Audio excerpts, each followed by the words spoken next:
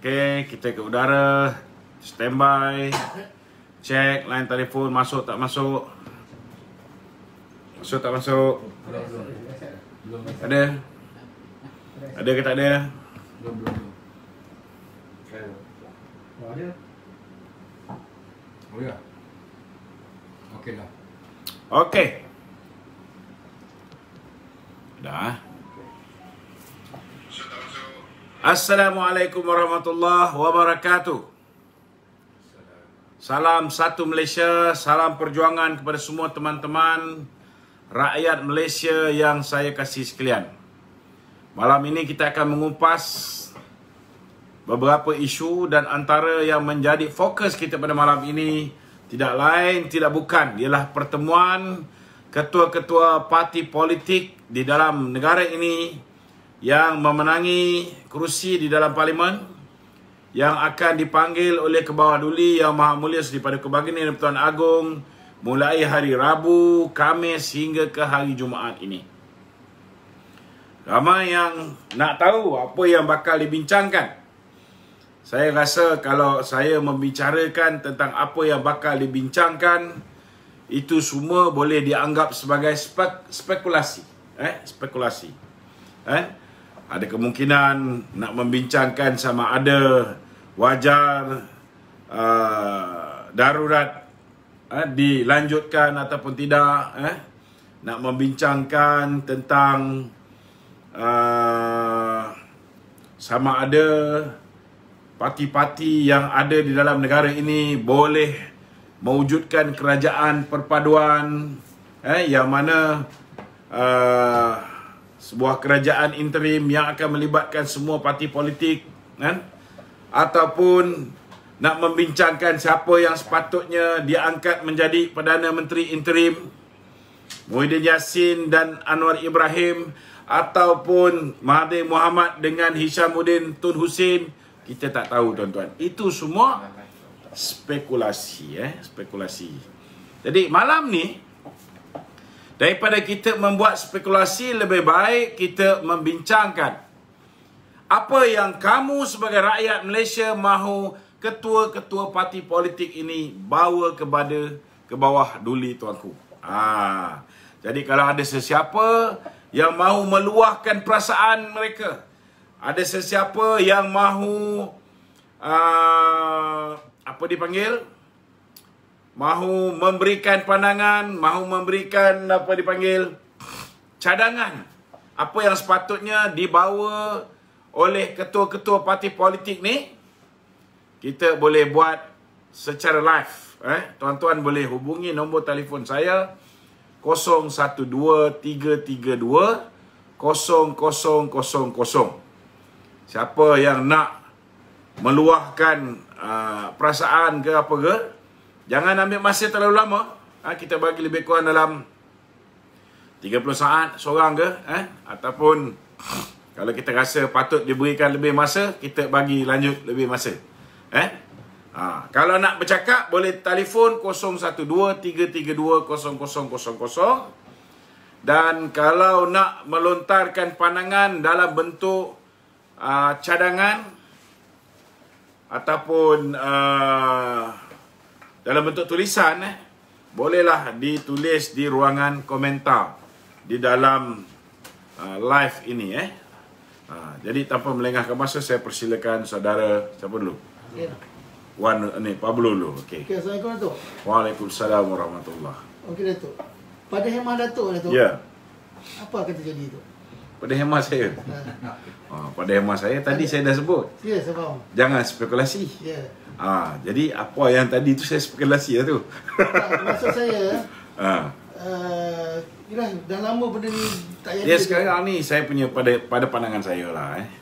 Saya rasa bukan setakat kursi Perdana Menteri itu panas. Saya rasa banyak pihak yang panas. Jadi mungkinlah, alhamdulillah, tuanku pun sudah merasakan bahawa perlu dilakukan sesuatu bagi memastikan kepanasan ini dapat dikurangkan suhunya. Kepanasan ini dapat dikurangkan suhunya. Ada kemungkinan besar juga mungkin diwujudkan kerajaan campuran. kerajaan yang dalam tu ada Bersatu, kerajaan yang dalam tu ada PKR, kerajaan yang dalam tu mungkin ada UMNO sekali, kan? Mungkin ada DAP, kan? Tetapi saya rasa ianya tidak semudah, tidak semudah. Saya rasa langkah mengangkat Muhyiddin sebagai Perdana Menteri di peringkat awal oleh parti-parti politik itu jelas merupakan satu kesilapan besar, kan? Jadi kalau kali ini parti-parti semua bergabung, dan mereka masih berketuakan Muhyiddin Yassin, saya rasa kita tidak akan capai sebarang bentuk perubahan, sebarang bentuk pembaruan. Dia tetap akan menghasilkan hasil kegagalan yang sama. Okey Datuk. Sekiranya Belum ada habis lagi. Bagilah aku cakap dulu. Okey. Begitu juga kalau diletaknya Tun Dr. Mahathir menjadi Perdana Menteri interim. Lagilah bagai. Kan? Kita hari ini berhadapan dengan apa ni, dengan keadaan yang teruk hari ini berpunca daripada Tun Dr. Mahathir, kerana beliau enggan menutup pintu sepadan kepada pelancong-pelancong. Betul tak? Betul. Dan kita lihat bila beliau diberikan mandat sebagai Perdana Menteri interim, sekarang minta 6 bulan kat Tuanku.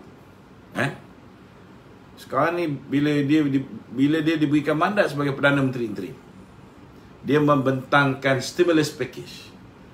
Stimulus package dia berapa bilion yang dia umum nak bagi? 20 bilion. 20 bilion. Busuk-busuk Muhyiddin pun 200 lebih bilion dia umumkan. Walaupun itu termasuklah dengan moratorium punya angka pun berapa dapat reduce pun dikira juga sebagai benda yang dibelanjakan, padahal kerajaan tak membelanjakan, kan? Cuma bank bagi kelonggaran daripada membayar 6 bulan tu tak payah bayar, tetapi di penghujung loan tu nanti akan sambung lagi 6 bulan, kan? Masih kena bayar interest dan sebagainya. So itulah sebenarnya bagi saya, kalau masih lagi solusi yang diberikan ialah Muhyiddin dan Mahathir, maka kegaunglah kerajaan ini. Sudah pasti akan kegaung. Okey Datuk. Okey. Sekiranya dengan menyingkirkan Tan Sri Muhyiddin Yassin, dan kita juga tak Tuan Yang di-Pertuan Agong juga tak ambil Dr. Mahathir sebagai pengganti beliau, siapa yang Datuk fikir yang layak? Ramai layak. Kita ada Yang Berhormat Mulia Tengku Razali pernah menjadi Menteri Kewangan. Kita juga boleh mengangkat orang seperti Ketua Setiausaha Negara menjadi Perdana Menteri interim, tak ada masalah. Ketua-ketua KSU setiap kementerian, kan, mereka boleh dilantik menjadi menteri penuh, tak ada masalah, kan? Tetapi kena ingat, kerajaan interim ni juga akan bertanggungjawab, akan dipertanggungjawabkan juga sekiranya mereka juga memutuskan polisi-polisi yang akhirnya akan menyempitkan kehidupan rakyat, menyusahkan rakyat, memeningkan kepala rakyat. Mereka juga tetap akan kita persoalkan nanti. Siapa juga jadi Perdana Menteri, Wak Imah, kalau kita selepas ni menjadi kerajaan balik pun, tidak ada siapa yang akan lari daripada dipertanggungjawabkan terhadap setiap keputusan polisi yang dibuat, setiap kesilapan yang kita buat, setiap langkah sumbang yang kita buat, semuanya akan dipersoal oleh rakyat selepas ni. Kerana hari ini rakyat adalah terdiri daripada mereka yang peka. Mereka mengikuti perkembangan isu semasa, mereka mengikuti perkembangan politik semasa. Mereka mahukan yang terbaik daripada sesebuah kerajaan. It's not going to be easy. Okey Datuk. Okey, perkembangan semasa Datuk, Ya. mulai pool yang ada sekarang ni menunjukkan Datuk Seri Najib adalah pilihan rakyat. Betul? Ada kemungkinan tak Datuk Najib dipilih sebagai interim Prime Minister? Saya tak nampak. Interim Prime Minister, saya tak nampak. Sebab Datuk Najib, Datuk Zahid, sekarang ini mereka mempunyai kes malicious prosecution ke atas mereka. Tuduhan bermotifkan politik, berniat jahat ke atas mereka. So selagi tuduhan-tuduhan ini belum lagi selesai dibicarakan di dalam mahkamah, kemungkinan besar sukar. Melainkan kalau ke bawah duli tuanku masuk campur semua pertuduhan politik kepada semua ahli politik digugurkan. Mungkin boleh dipertimbangkan. So pada hemat Datuk, tak Saya rasa ini bukan, saya memang nak Datuk Najib jadi Perdana Menteri. Sebab tak ada orang lain yang boleh perform lebih baik daripada dia. Tetapi saya dapat merasakan itu mungkin akan menjadi sebahagian daripada pertimbangan ke bawah duli tuanku. Kan? Okey, jangkaan Datuk okey, sekarang mungkin ada berpendapat yang orang mungkin akan pilih Tun, ada yang nak kekalkan Tan Sri Muhyiddin Yassin, dan ada orang nak Najib, Zahid dan sebagainya. Datuk rasalah secara khususnya Ya. siapa yang akan bagi pendapat Datuk? Ramai orang nak tahu. Pada pendapat saya. Pada pendapat saya. Ya. Kalau ke bawah duli tuanku, Ya. Muhyiddin lah.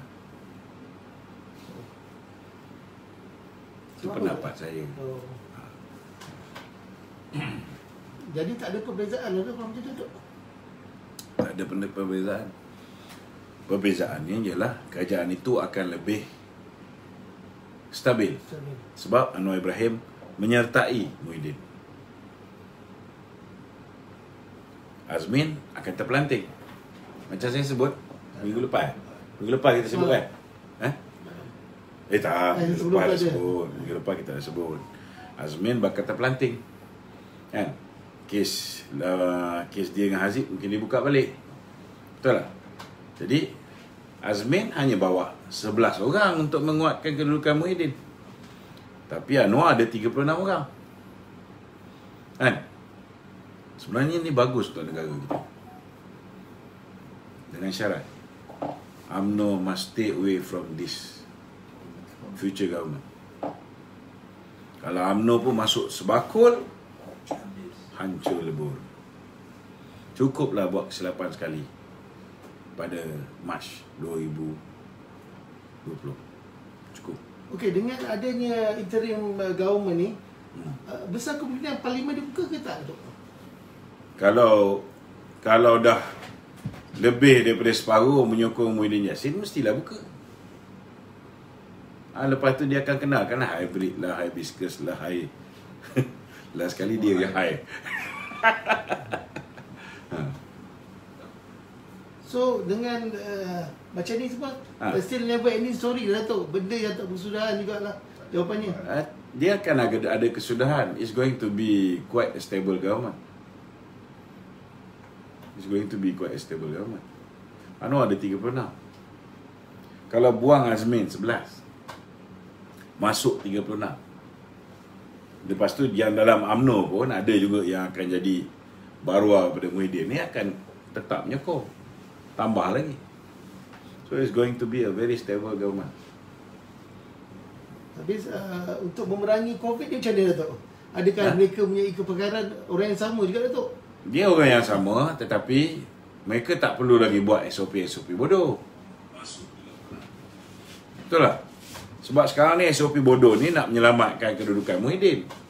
Kalau Muhyiddin dah berada dalam kedudukan yang selamat, dia dah boleh fokus buat kerja yang betul. Sekarang ni dia tak boleh nak buat kerja yang betul. Macam mana dia nak buat kerja yang betul?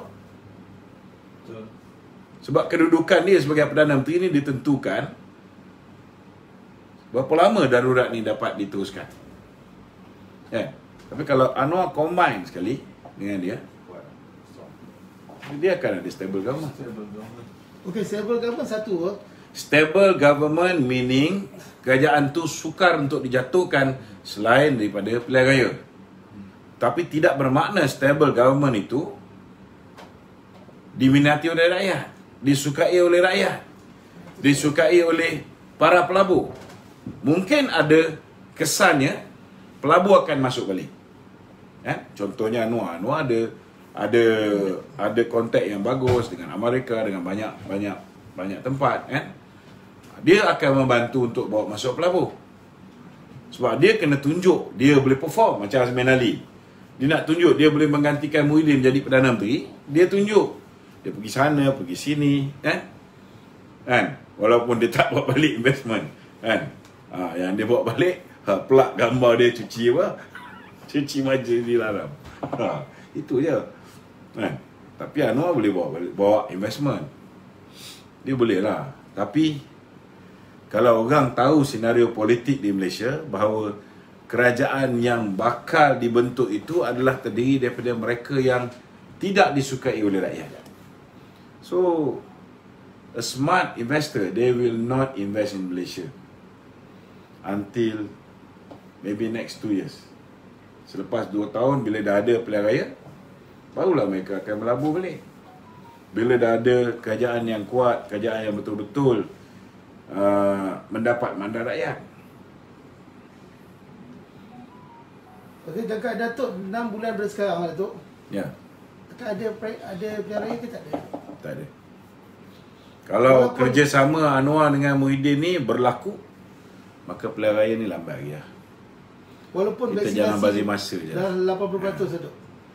Walaupun vaksinasi dah 80%. Allah Akbar, kau tak payah cerita lah vaksinasi 80% ke 20% ke 30%. Kau percaya lagi ke semua ni? Dia mesti pergi full term lah. Kau percaya ke? Ni apa yang dikatakan? Kau percaya dengan memvaksinasi ni bahawa kita akan dijauhi daripada COVID? Kita tidak akan menyebarkan COVID? Aku bukan against vaksinasi. Tetapi walaupun vaksin itu ianya tidak akan menyelesaikan rantaian COVID tu, tetap akan ada. Kan? Cuma kalau kita ada strong government, mereka akan fokus selesaikan masalah COVID. Sebab mereka dah tak perlu fokus lagi nak membetulkan diri dia. Ada pro dan kontra lah. Kan? Tapi kalau UMNO ada dalam kerajaan tu, kena bersiap sedia lah menjadi minoriti satu hari nanti. Boleh CV tak? Boleh VC. Boleh VC. Boleh? Okey, kita cakap dulu, kejap lagi baru VC. Ni soalan ada banyak ni kan? Settle dulu. Banyak soalan tak terjawab.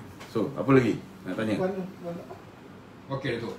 Saya pula tadi Datuk dengan Pablo dari skop yang lain, dari aspek yang lain dari segi orang kata pembinaan semula kerajaan interim itu. Andai kata daripada program hari Rabu hingga hari Jumaat ni, dia ada berperingkat-peringkat lah. Peringkat pertama antara Tan Sri Muhyiddin dengan Tuan Agong dulu. Kemudian barulah ketua-ketua parti yang lain. Andai kata tu, bila sesi Tan Sri Muhyiddin tu, mana tahulah kan, tiba-tiba Tan Sri Muhyiddin meletakkan jawatan tu. Dia dah letak jawatan lama dah.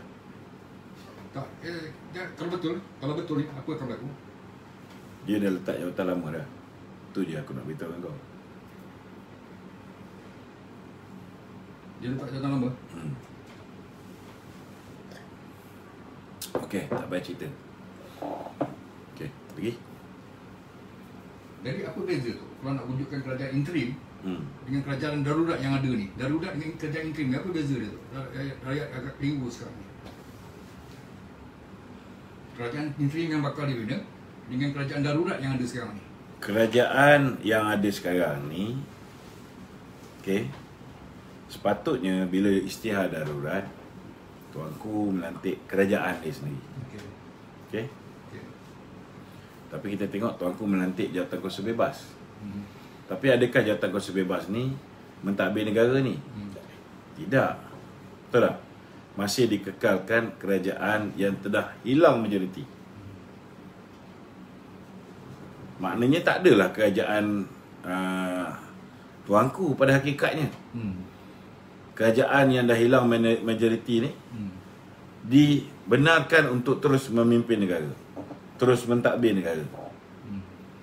Okay? Kalau wujud kerajaan minoriti ni, dia boleh pilih Perdana Menteri sesiapa juga yang dia suka, termasuklah Muhyiddin sendiri. Kan? Termasuklah Muhyiddin sendiri. Jadi dalam kerajaan ini cuma menteri-menteri dia tu tak semestinya lah parti yang peringkat awal bergabung sebelum Mac 2019. Menteri-menteri itu boleh dilantik di kalangan semua parti politik. Macam yang Mahathir nak buat. Kan mula-mula ialah mengangkat Mahathir menjadi Perdana Menteri. UMNO nak bekerjasama dengan Mahathir. Kan?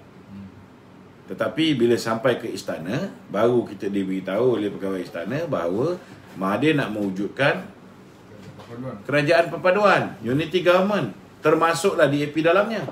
PAS dan UMNO tarik handbrake. Tak jadilah wujudkan kerajaan perpaduan. Itu yang akhirnya membawa kepada langkah Sheraton, yang tukar daripada Mahathir jadi Perdana Menteri, tukar kepada Muhyiddin jadi Perdana Menteri, Azmin menjadi timbalan Perdana Menteri. Baik, Datuk, kalau anda kata berlakulah kerajaan interim kali ini, mungkin Perdana Menterinya ialah Muhyiddin sendiri. Timbalan ni siapa? Aku dah cakap tadi, timbalan Anwar Ibrahim. Ada tak selain pada Anwar Ibrahim? Kalau tak ada pilihan? Itu aku punya bacaan politik. Sebab aku baca, bila aku baca ni, aku tengok kau cakap apa, apa kau cakap, aku boleh predict apa kau nak buat. Contohnya, Anwar Ibrahim kata, kita tidak boleh terlalu rigid. Kita tak boleh terlalu rigid, kerana ada kemungkinan besar kita terpaksa bekerjasama dengan musuh. Kan? Anwar duk tibai kerajaan ni, tiba-tiba dia cakap macam tu. Apa kau punya bacaan? Mestilah ada pihak yang pergi berjumpa dengan dia. Betul tak? Bisik kat telinga dia. Adakah mungkin kita boleh bekerjasama? Mesti ada tawar-menawar. Betul tak? Ada kemungkinan dia ditawarkan jawatan timbalan Perdana Menteri. Ini andaian, spekulasi. Betul tak? Betul. Bagaimana dengan DAP? Dalam hal ni? Dalam hal ni? Kalau tanpa DAP pun, Muhyiddin sudah cukup kuat. Dia ada 36 orang lagi. 36, kalau katalah Azmin cabut, lari pergi balik, join Mahathir, join Pejuang. 36 masuk, 11 keluar. Ada ekstra 25. Kalau UMNO katalah 8 orang keluar, tak nak bersama dengan kerajaan pun, kan? Masih ada lagi. Ada lagi 17. Betul tak? Betul. So padahal yang penting sekali, UMNO kena buat stand yang kuat. Kan? Kita tak nak bekerjasama dengan Muhyiddin dalam pilihan raya akan datang. So, bila dia dah ambil Anwar Ibrahim ni, apa kau tunggu lagi? Keluar. Contohnya, kita bagi contoh. Tapi anda kata tuanku kita agak semua parti itu bekerjasama, terlibat. Paksalah UMNO. Dia macam ni. Kita kena faham di mana kuasa yang Tuan Agong dan di mana kuasa parti politik. Okey. Kita raja berperlembagaan. Kalau bab raja, kuasa raja kita kena hormat. Kan? Tetapi hak kita sebagai ahli politik nak memutuskan dengan parti politik mana yang kita nak bekerjasama. Tidak ada siapa yang boleh memaksa kita. Tapi dalam keadaan darurat ni tu di bawah kuasa siapa, di bawah koman siapa. Ya, darurat ni kerana apa? Kerana ni lah. Kerana apa? Kerana COVID ni. Darurat kerana COVID. Ha. Kau percaya darurat tu kerana COVID? Ini apa yang dinyatakan. Innalillahi wa inna ilaihi raji'un. Ini apa yang dinyatakan lah. Ha. Kalau Tak. kau percaya, kalau Tak, kau percaya bukan. darurat tu kerana COVID, aku tak boleh cakap apa. Tak, ini cerita apa berdasarkan apa yang ada. Ha. Kan? Itu cerita dia. Itu cerita dia, cerita dia ni, cerita Kalau misalnya Muhyiddin akhirnya mendapat sokongan Anwar Ibrahim yang 36 orang ni, sokong dia, perlu tak darurat lagi? Tak perlu lah. Dah tak perlu lah. Ha. Betul tak? Betul. Dia dah boleh buka parlimen. Dia dah boleh fokus memerangi COVID. Dia tak perlu takut angka COVID tu menurun. Dan akhirnya orang mempertikaikan kenapa angka dah turun, parlimen tak buka. Faham tak? Okey. Faham? Betul. So kau percaya darurat ni kerana COVID? Yalah, kita faham lah benda tu. Orang yang orang lain yang tak faham itu. Dia pun ikut juga perlembagaan. Orang kat kampung ni semua pun, faham. Dia pun mengikut perlembagaan ni juga. Semua orang kat kampung semua faham. Kan?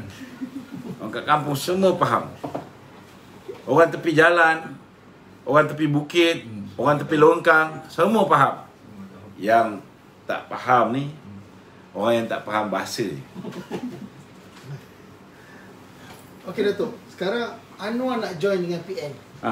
Okey, macam mana dengan PAS pula? Adakah PAS Aku tak cakap Anwar nak join dengan PN. Anda kata. Aku cakap apa yang mungkin boleh berlaku. Okey, anda cakap mungkin berlaku. Apa yang mungkin boleh berlaku. Boleh berlaku. Ini spekulasi. Okey, spekulasi. Dan aku beritahu jangan spekulat. Okey. Okey, anda kata Anwar join dengan Muhyiddin. PAS dengan Anwar tak boleh ngam. Senario macam ni terjadi macam mana? 36 tolak 11 ada 25. Okey. 25 tolak 18. Ada berapa? 7. Masih ada lebih 7. Tapi kalau Anwar timbalan Perdana Menteri 1, Haji Hadi timbalan Perdana Menteri 2, Boleh. kan? Boleh ke tu? Mungkin tak perlu tolak lagi 18. Ya. Setuju lah. Betul tak? Boleh ke dua-dua duduk satu meja? Tak ada masalah. Dia orang pernah bersama. Bila Anwar dipecat oleh Tun Dr. Mahathir, orang yang pertama sekali bersama dengan Anwar Ibrahim ialah Lim Kit Siang dan juga Haji Hadi. So apa kita nak pilih? Oh no, sorry, minta maaf. Masa tu aku ada Fadil Nur, arwah Fadil Nur. Tak ada apa yang kita nak pelik. Kenapa tak boleh dengan Anwar Ibrahim? Azmin Ali pun ada kes liwat juga. Tak ada masalah.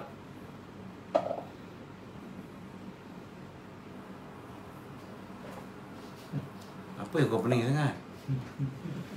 This is politics. Anything can happen.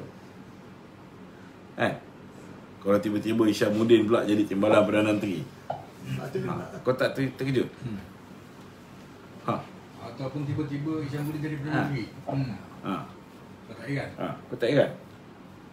Isteri dia sepupu pada tuanku. Dia sepupu tu. Jangan main. Habis. Jangan main-main tau.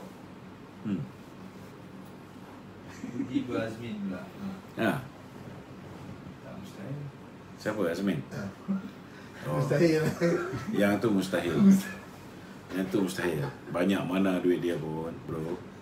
Kan? Video dia dengan Haziq ni tidak boleh diiris. Tak boleh diiris. Kalau dia diangkat jadi Perdana Menteri interim, you mark my word, there won't be any monarchy left in this country. Siapa juga yang menentang institusi diraja dalam pilihan raya akan datang, parti tu akan menang. Kalau Azmin lah diangkat jadi interim Prime Minister. Ini pandangan aku. Aku punya pandangan.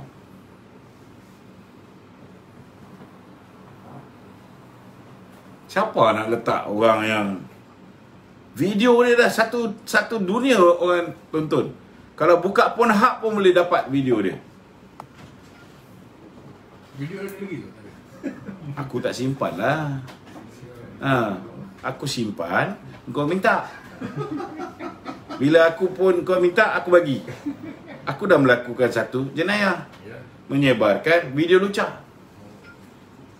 Kena ingat tu, dalam phone tu jangan simpan barang-barang lucah ni, kan? Kalau ada kawan asyik hantar video lucah, blok kawan tu. Sebab kawan tu akan membawa kau ke penjara. Okey, ada lagi soalan? Takkan kau orang dah mati kutu tak ada soalan? Berkaitan dengan yang ini lagi ke? Ataupun yang soalan-soalan lain? Tak kisah berkaitan apa pun. Apa lagi? Okey tu. Ada yang kat rumah ni tak ada soalan ke? Saya setuju Hishamuddin jadi PM sebab dia tegas. Aduh, memang dia tegas. Hati, jiwanya tetap Mahathir. Walaupun Mahathir sudah khianat UMNO, walaupun Mahathir dah cium mulut dengan apa ni, Lim Kee Siang, dia tetap dengan Mahathir, tegas. Betul, yang tu betul. Aku setuju. Betul, kali ni kerajaan interim ditubuhkan tu atas alasan apa pula? Kerajaan interim. Habis dah orang benci kat kerajaan sekarang ni. Apa pilihan yang tuanku ada? Betul tak? Tapi kalau dia buang kerajaan sekarang ni, dia letak interim government yang dikepalai oleh Muhyiddin atau dikepalai oleh Mahathir, sama je. So, apa akan berlaku sekiranya daripada menubuhkan kerajaan interim dengan parlimen dibuka? Ada apa yang ada kebaikan? Yang apa yang kita buat ni analisis. Kita menceritakan apa yang mungkin berlaku. Kita tak cakap itulah yang bakal berlaku. Jangan pula ada orang quote kata ini yang bakal berlaku. Lok Madam cakap. Mana lebih baik tu? Ini bacaan politik. Bacaan politik. Kita kan sesi bual bicara. Sesi ini telah diluluskan oleh MITI, boleh diadakan. Oleh surat dikeluarkan kepada apa dipanggil dia tu apa? SKM. Bukan, dia ada keluar tu. SOP dia tu. SOP tu, dalam SOP dia tu dia apa? Sesi bual bicara. Live streaming boleh. Live streaming semua kan? Menyampaikan maklumat. Okey. Betul. Saya tanya tadi, apa kebaikannya sekiranya antara menubuhkan kerajaan interim dengan parlimen dibuka tu? Mana lebih baik sebenarnya? Yang terbaik mestilah parlimen dibuka. Kenapa tak ke arah tu yang lebih baik? Kenapa nak buat kerajaan interim tu? Kalau parlimen dibuka, maka segala perbelanjaan ketika tempoh darurat ini semuanya akan dipersoalkan oleh ahli parlimen. Kalau ahli parlimen minta supaya Menteri Kewangan Zafrul yang telah menipu mengatakan bahawa kerajaan Muhyiddin ini sepanjang tempoh darurat hanya berbelanja mengikut apa yang diluluskan oleh Belanjawan 2021. Ni menipu. Betul tak? Confirm menipu. Kan? Buka parlimen je, benda tu dibentangkan. Orang nak minta dia bentangkan apa yang dah dibelanjakan. Pinjam duit hampir 100 bilion. Apa yang dibelanjakan? Guna untuk apa? Berapa banyak belanja untuk beli vaksin? Semua dia kena bentang. Betul tak? Tapi kalau Anwar dah bersama dengan dia peduli apa? Kau boleh buat undi tak percaya? Tak boleh. Kau boleh tukar speaker? Tak boleh. Kuasa dah di tangan mereka. Tapi bagusnya satu, UMNO, BM kena solid menentang kerajaan ni. Peluang untuk imej UMNO bersih semula seperti mana sebelum pilihan raya umum, pilihan raya kecil di Kimanis, keadaan itu akan patah balik. Sebab dulu dah cantik, orang Melayu dah sokong kita, India dah sokong kita, Muafakat Nasional, Cina dah sokong kita. Tiba-tiba kita buat kerajaan dengan bersatu, rosak. Image kita down. Lepas tu bila kerajaan Muhyiddin buat satu demi satu kesilapan, Belanda, gagal dalam semua benda yang dia buat. Last kali apa jadi? Image kita lebur. Menteri-menteri UMNO yang diberi mandat menjadi menteri diperkotak-katik, diperlekeh oleh netizen. Macam-macam video, macam-macam poster pemimpin UMNO tersebar di media sosial. Baik, Datuk, apa ni sekiranya kerajaan Inkim ni diteruskan tu dan Tan Sri Muhyiddin adalah mungkin Perdana Menteri atas tak tahulah sama ada pilihan Tuan Ku ke ataupun sesiapa tu. Jadi Datuk rasa Menteri Kewangan tu masih lagi kekal ke macam mana tu? Mana? Sekiranya kerajaan interim ni diteruskan. Menteri Kewangan ni dia ada hubungan istimewa dengan orang kayangan. Jadi kalau siapa juga yang jadi kerajaan mungkin dia kekal. Jadi kalau menteri-menteri yang gagal ni duduk lagi dalam kerajaan interim, apa akan jadi tu? Sama je. Lebih baik berkat parlimen lah daripada. Dia yang paling penting sekali tengok Perdana Menteri. Tengok Perdana Menteri siapa. Datuk, yang penting ketua. Menteri-menteri ni boleh ditukar, tak ada masalah. Okey Datuk. Okey, parlimen katalah boleh kata lebih baik parlimen dibuka. Tapi parlimen buka pula sekarang dia nak buat hybridnya parlimen, Datuk. Yang mana hari ni yang di-Ketua Dewan Negara Datuk Rakyat Yatim pun menyokong benda ni. Dia kata khas PT konsep. Dia kita boleh tengok signal Dewan Undangan Negeri Pahang. Dewan Undangan Negeri Pahang akan bersidang tidak lama lagi. Dewan Undangan Negeri Pahang akan bersidang tidak lama lagi. So daripada situ pun kita boleh nampak kemungkinan besar bahawa parlimen pun akan bersidang. Kalau misalnya tuanku tak setuju parlimen bersidang, tak adalah dia izinkan Pahang bersidang. Bila dia dah baginda dah restu untuk Pahang bersidang, maknanya tak lama lagi Malaysia pun kena bersidang. Walaupun share hybrid. Tak kira lah hybrid tak hybrid. Baru orang UMNO nak cakap pop, dia dah tutup dah. Macam mana tu? Dia kalau secara hybrid, ada yang berada dalam Dewan, masih lagi boleh berbicara yang dalam Dewan. Tapi for sure yang akan banyak majoriti di kalangan PN lah. Pastilah. Jadi suara tu tak sampai. Sama lah macam yang sebelum ni, masa PKP yang pertama. Sama juga. Nak mengundi pun susah. Contoh nak belanjawan tu lagi, dah hybrid dah. Ya, masa nak lulukan belanjawan 2021. Ada sekali. Tapi masa pengundian, semua dibenarkan. Masa tu hanya beberapa orang saja dibenarkan masuk. Sebelum tu, separuh-separuh. Tapi kerajaan lebih sikit lah. Okey, hubungan speaker dengan timbalan speaker sekarang. Satu nak parlimen diadakan, satu cuba alih speaker dengan timbalan speaker Muhyiddin. Okey.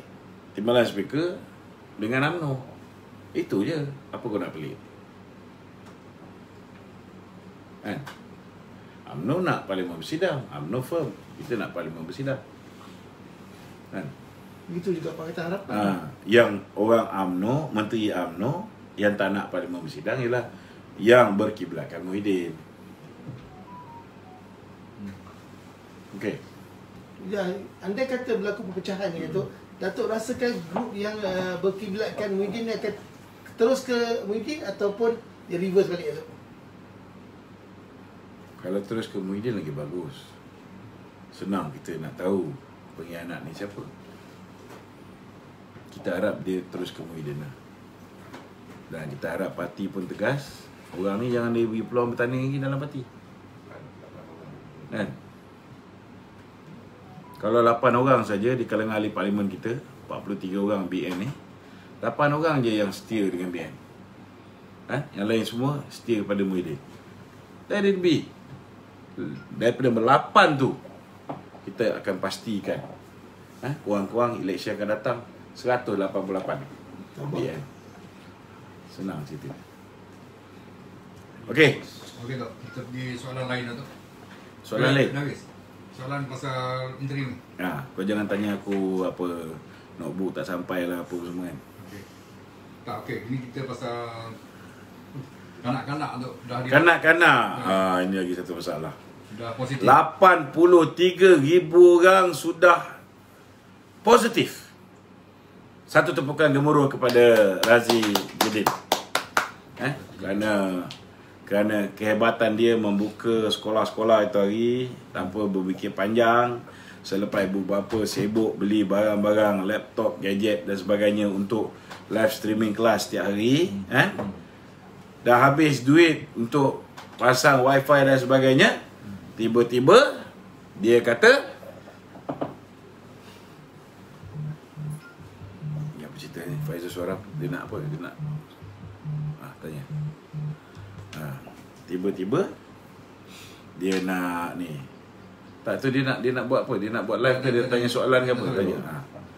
Okey, nampak tak? Salam. Dan saya nak tanya dengan kerajaan hari ni. Hari ni yang hari ni yang apa ni? Dia soalan ni, ada soalan. Ada soalan ya? Ada soalan. Hari ni yang telah disuntik rata-ratanya orang tua, rata-ratanya orang dewasa kan. Sekarang kita nak tanya, bila kanak-kanak ni akan disuntik dengan vaksin? Kan? Kita nak tahu.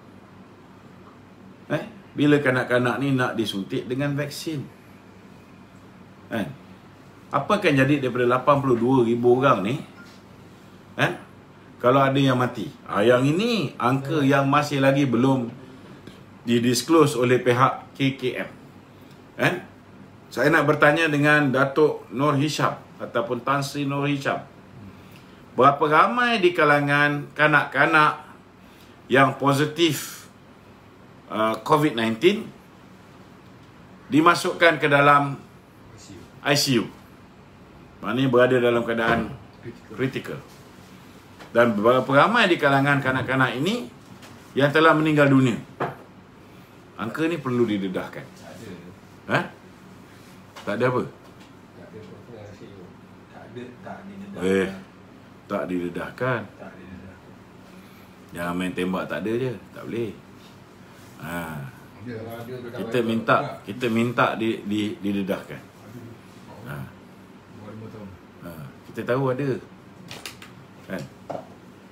Bila dia cakap tak ada, masa tu baru kita keluarkan. Ni, dia nak tanya apa ni? Dia nak cakap lah tu. Okey, silakan. Soalan lain? Okey, berkenaan dengan apa ni juga apa ni Tan Sri Nur Hisham juga ni. Ada orang buat laporan polis kerana Sinar komen. Saya nak beritahu, selagi Perdana Menteri Muhyiddin Yassin, selagi Menteri Kewangan Zafrul, maka Sinar tuan-tuan tidak akan bersinar lagi. Dulu pun kita minta supaya diberikan Sinar secara automatik. Mereka tak boleh nak bagi sebab kemungkinan besar KWSP sudah terlebih melabur. Duit kita sudah terlebih dilaburkan. Jadi kalau ramai yang nak keluarkan duit Sinar ni, mungkin kita tidak ada tunai untuk membenarkan pengeluaran tersebut. Kalau moratorium pun kita tahu bahawa kerajaan tak perlu keluar duit untuk meluluskan moratorium. Tapi apa si bongok Zafrul ni buat? Zafrul kata, sekarang ni dia dah mengaku bahawa kerajaan ada kuasa untuk mengarahkan supaya bank-bank memberikan moratorium secara automatik. Tapi dia kata apa? Even though we can, why should we? Kenapa kita perlu? Ini kurang ajar ni ayat. Dia kata kenapa kita perlu memberikan moratorium walaupun kita boleh memaksa. Dia punya family semua sedap, semua kaya-raya, bolehlah dia cakap macam tu.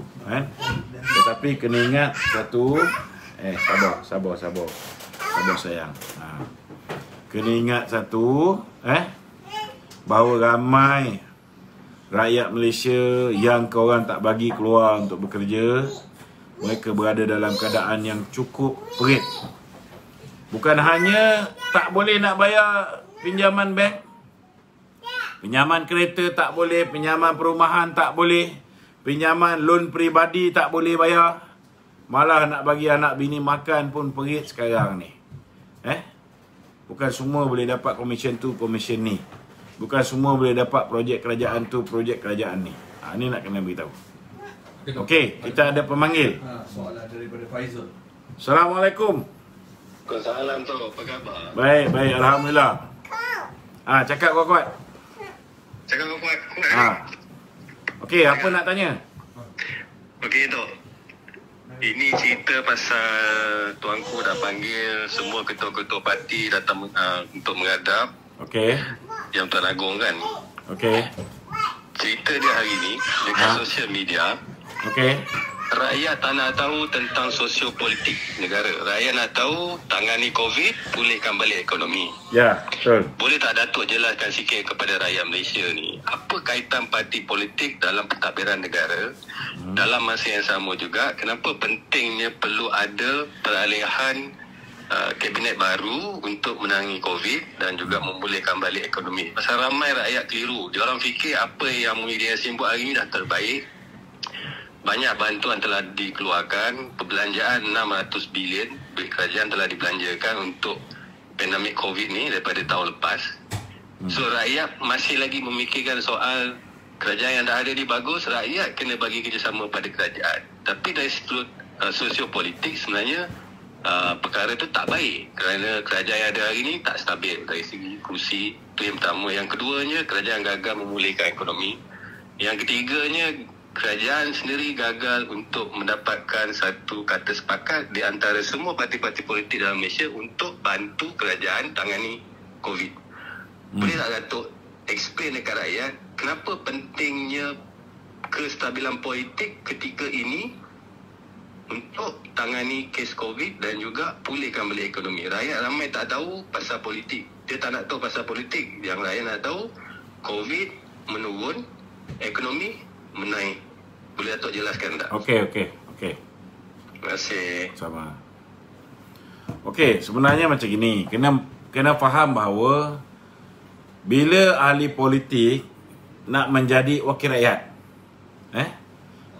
bila seseorang individu nak menjadi wakil rakyat, kebanyakan daripada mereka ini bertanding atas tiket parti politik. Itu sebab hari ini Rabu, Khamis, Jumaat yang di-Pertuan Agong akan memanggil ketua-ketua parti politik yang ada ahli parlimen saja. Kan? Dia tak panggil lah daripada parti-parti yang tak ada ahli parlimen. Dia panggil parti-parti yang ada ahli parlimen sebab mereka ini berkuasa untuk membentuk kerajaan. Mereka berkuasa untuk membentuk kerajaan.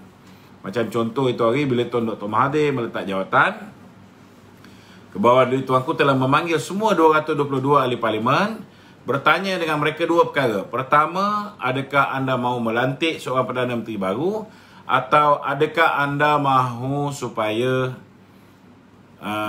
parlimen dibubarkan? Okey. Kedua, siapakah calon Perdana Menteri yang anda mahukan?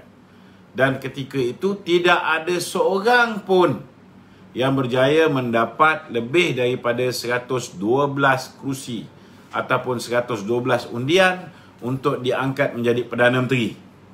Itu sebab ada proses yang kedua, iaitu baginda tuanku telah memanggil ketua-ketua parti politik, meminta mereka untuk berpakat.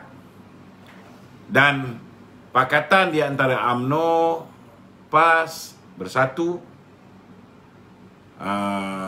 dan beberapa kategori khianat kategori khianat macam Azmin Ali telah mengangkat Muhyiddin menjadi Perdana Menteri dengan kelebihan hanya satu kursi, iaitu 113 undi. Itu pun berdasarkan pledge ataupun berdasarkan jumlah kerusi yang mewakili parti itu yang disebut oleh ketua-ketua parti menyokong Muhyiddin Yassin. Contoh macam BN, Dato' Sri Zahid mengatakan 43 orang menyokong Tan Sri Muhyiddin. PAS 18 menyokong Tan Sri Muhyiddin. Bersatu sekian banyak. Macam tu. Jadi sebenarnya kalau ada orang kata apa pun jadi dalam perjumpaan dengan tuanku, dengan ketua-ketua parti politik ni, mereka rasa benda ni tak penting, kita tak mau tahu, silap besar. Silap besar. Samalah macam sebelum ni, ada orang yang kata siapa juga yang memerintah, sama je hidup kita. Sekarang aku nak tanyalah, sama tak hidup korang? Kan? Boleh tak korang pergi melawat mak bapak masa hari raya itu hari? Boleh? Tak boleh. Korang boleh cari makan macam biasa? Tak boleh. Kan? Korang boleh keluarkan duit kada beli SP korang sesuka hati? Tak boleh. Walaupun dalam keadaan tenat, walaupun dalam keadaan kesusahan, boleh keluar? Tak boleh. Korang boleh dapatkan moratorium daripada kerajaan? Tak boleh. Kan? Okey?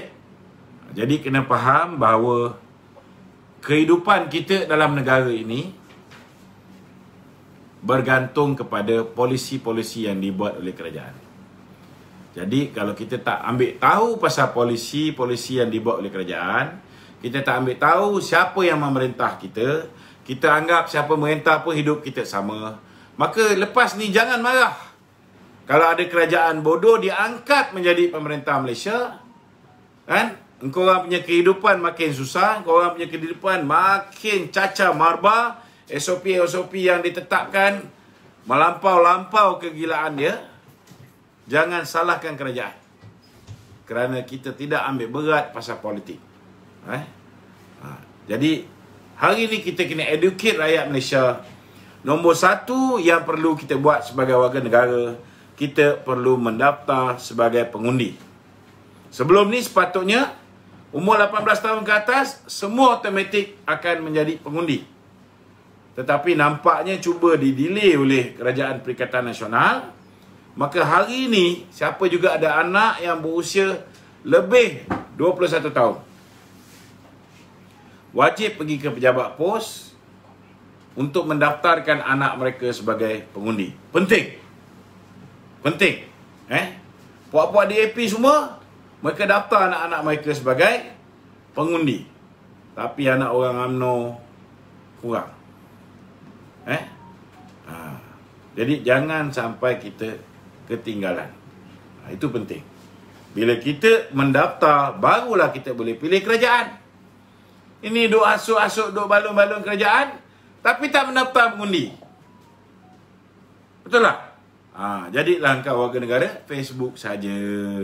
Boleh bersuara pun daripada Facebook. Boleh ubah polisi kerajaan? Tak boleh.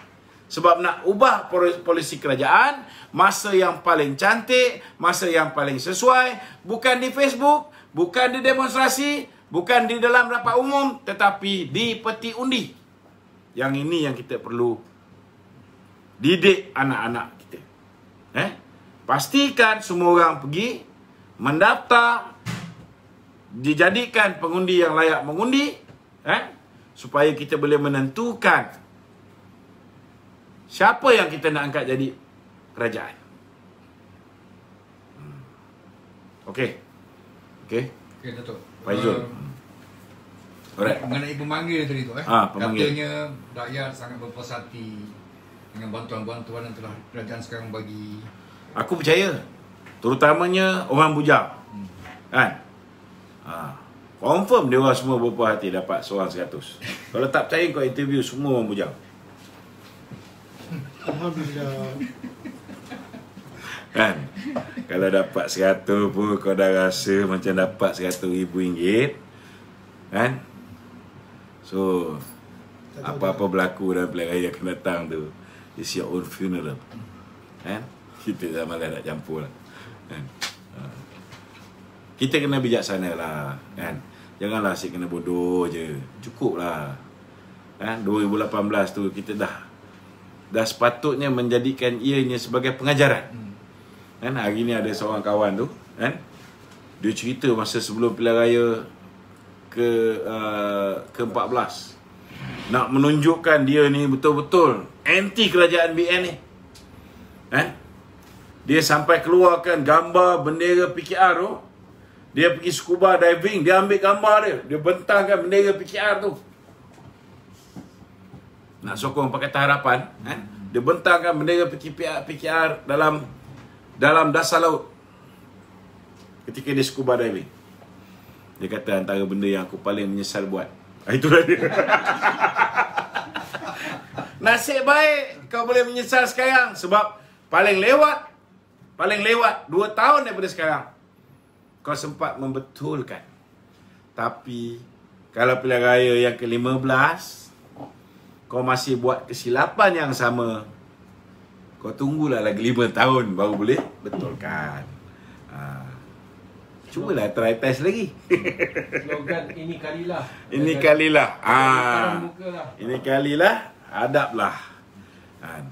Kalau rasa nak dapat lagi RM100, kau pangkahlah Kerajaan Perikatan Nasional. Kalau siapa yang nak ambil vaksin, nak dapat RM20, pangkahlah Kerajaan Perikatan Nasional. Apa lagi kita boleh buat? Kita cuma boleh bagi pandangan, kita boleh bagi saranan, tetapi keputusan di tangan rakyat. Biar rakyat menentukan. Kalau dia suka dengan kajian hari ini, silakan. Itu hak demokrasi yang sesiapa pun tak boleh menafikannya. Itu hak rakyat. Tapi selepas tu janganlah merungut. Betul tak? Okey, silakan. Begitu. Ada kemarin ada satu laporan polis telah dibuat ke atas DG Tan Sri Lanka tu mengenai Ivermectin. Penggunaan Ivermectin. Maknanya apa sebenarnya? Apa sebenarnya? Yalah, sekarang ni orang yang buat report polis ni bukan calang-calang orang. Mereka ni di belakang mereka ada banyak NGO. Dan di belakang mereka ada lebih 200 orang doktor-doktor perubatan, pakar-pakar, profesor-profesor yang tak faham kenapa kita dah tahu ubat Ivermectin ni memang dah digunakan di lebih 50 buah negara, memang berkesan untuk menangani COVID. Kenapa dah setahun lebih ni kita masih tak pakai?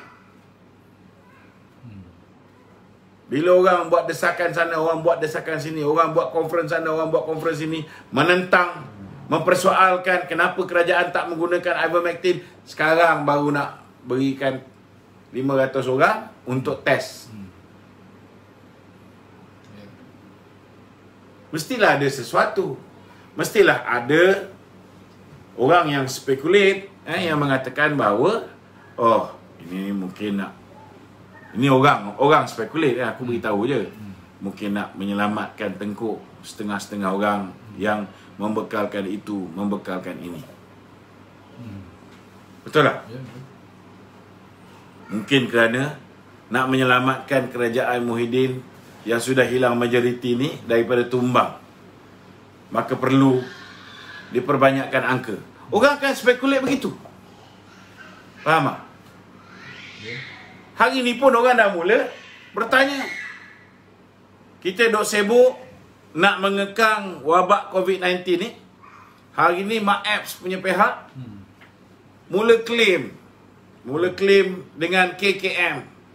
Bila nak bayar ni orang yang duk kuarantin kat MAEPS ni. Bukan kerajaan tu. Itu mungkin kena tanya Dr. Mahathir lah, dengar cerita. Dengar cerita. Jangan percaya apa aku cakap ni. Kalau tak boleh pakai MAEPS tu pakai. Kena siasat.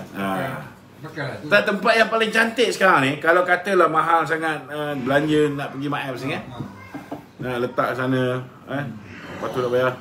Sekarang kita ada satu bangunan yang cukup cantik, tersergam indah, terkenal seluruh dunia. Sebelum jadi rumah berantu, lebih baiklah jadikan parlimen itu sebagai pusat kuarantin. Setidak-tidaknya rakyat yang dikuarantin di parlimen ini dapat merasakan bagaimana kalau mereka menjadi wakil rakyat. Mereka boleh berlatih menggunakan Dewan Parlimen, Boleh belajar macam mana nak jadi speaker, macam mana nak bercakap bagi pihak rakyat, menjadi suara rakyat. Sebab wakil rakyat dah tak boleh bersuara bagi pihak rakyat. Jadi sekurang-kurangnya biar mereka berkuarantin di situ. Mana tahu daripada 2-30 ribu orang yang kita letak kat situ, 100 orang mungkin jadi ahli parlimen akan datang. Tak mustahil. Ilham. Maknanya selama ni KKM menyewa dah tempat Mak M tu. Tak tahulah. Pasti Yang tanya Tuan Dr. Mahathir baru dia tahu. Okey.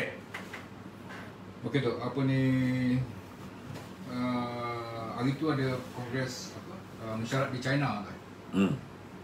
Menteri luar tak pergi ke? Syamudin. Dia tak pergi sebab dia kata dia close contact pada orang yang positif COVID-19.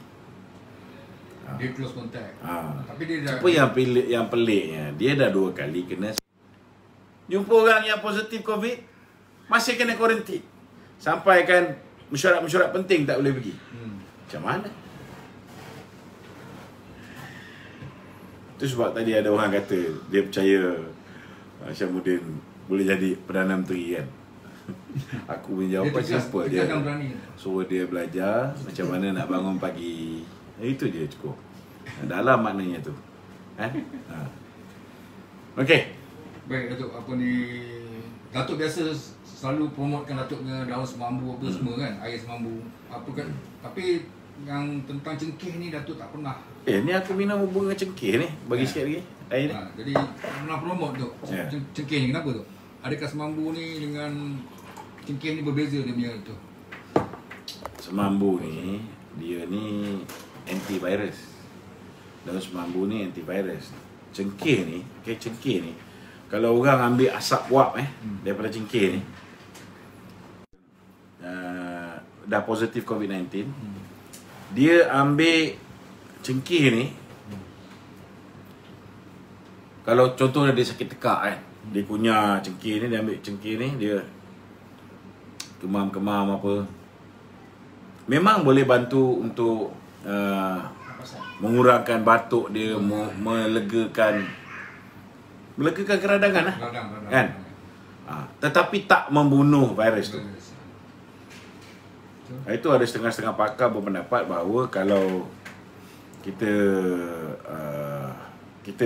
dah COVID positif, jangan ingat cengkeh itu saja sebagai ubat. Dia hanya melegakan daripada keradangan, daripada sore throat. Wap tu bagus. Okey, ni last ada satu lagi mengenai satu arahan baru tu. Arahan ke ataupun perintah baru saya tak pasti. Mengatakan bahawa kali ini untuk rentas negeri tu ada 7 kementerian. Polis kata hanya sahkan 7 kementerian dengan 3 jabatan tu. Apa maksud dia tu? Dia surat pelepasan beroperasi. Dia cuma benarkan 7 kementerian. Surat tu datang daripada 7 kementerian dan 3 jabatan. Maksud dia selama ni kita pakai surat MITI tu untuk keluar. So sekarang surat MITI yang kita dah dapat ni laku tak laku? Itu yang 1 Julai 1 Jun 1 Jun Surat mesti 1 bulan tapi start besok lah.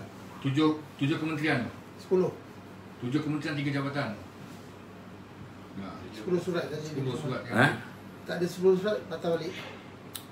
10 surat lah, maknanya kau kena dapat daripada 10 kementerian lah. Kena dapat kebenaran daripada 10. Itu satu lagi U-turn. Sepatutnya memang setiap kementerian berhak untuk mengeluarkan surat kelonggaran ataupun pelepasan untuk sektor ekonomi di bawah kementerian masing-masing. Itu yang secantiknya. Tapi overruled by Azmin Ali. Itu yang Long Mile kata aku dah tutup pintu depan, ada pula orang buka pintu belakang, kan? Dan memang dia punya hobi main belakang ni kan. So nak buat macam mana? Dia buka pintu belakang, kan? Sekarang ni kalau 7 kementerian, 7 kementerian 3 jabatan. 3 jabatan, okey sikit lah daripada hanya Azmin Ali menentukan. Okey? Datuk, jogging sekarang Datuk, kita hanya boleh jogging di kawasan kejiranan kita saja. Habis macam aku sekarang ni, aku duduk Titiwangsa ni sekarang ni. So boleh tak aku jogging di kawasan kejiranan aku? Dekat padang Tasik Titiwangsa? Tak boleh. Tak boleh. So macam mana kau cerita hanya boleh jogging di kawasan kejiranan? Habis orang yang duduk sekitar Titiwangsa ni tak boleh pakai Tasik Titiwangsa.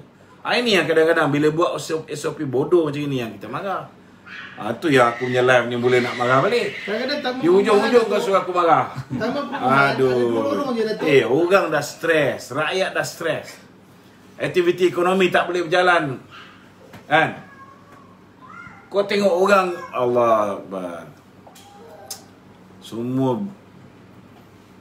hancur lebu. Hancur lebu. Kan? Setidak-tidaknya bila kita ada kerajaan bongok, salah satu cara yang paling bagus untuk meditasi, jalan kaki, jogging, hilang stres. Habis kalau tempat nak hilangkan stres ni pun kau tutup. Kan? Kita nak buat apa? Nak main golf tak boleh. Kalau main golf tu kurang-kurang aku boleh bayang dengan kepala abang kau bila aku swing. Betul tak? Sekarang nak bayang tak boleh. Jalan kaki tak boleh. Main badminton tak boleh. Ini masalah. Itu sebabnya kalau ada orang kata siapa juga jadi kerajaan tetap sama. Tak betul. Tak betul. Tak betul. Sebab pengalaman yang paling pahit dalam hidup kita 2020-2021. Bila silap kerajaan yang naik, kau nak jogging pun tak boleh, jalan kaki pun tak boleh, kau pun jadi stres. Lagi ramai orang bunuh diri, lagi ramai orang mati kerana tak sihat. Mana taknya? Semalam kawan kita datang, aku tengok badan dah gemuk. Semua tembam-tembam belaka. Apa taknya duduk rumah makan ni? Betul tak? Korang-korang bagilah kita bakar sikit kalori kita. Kan? Apa guna kau buat taman cantik-cantik, besar bukan kecil, kalau kau tak bagi pakai Taman Tasik Titiwangsa ni untuk orang jalan kaki? Betul tak? Okey, ada lagi? Okey, itu je. Itu je. Okey, Assalamualaikum warahmatullahi wabarakatuh.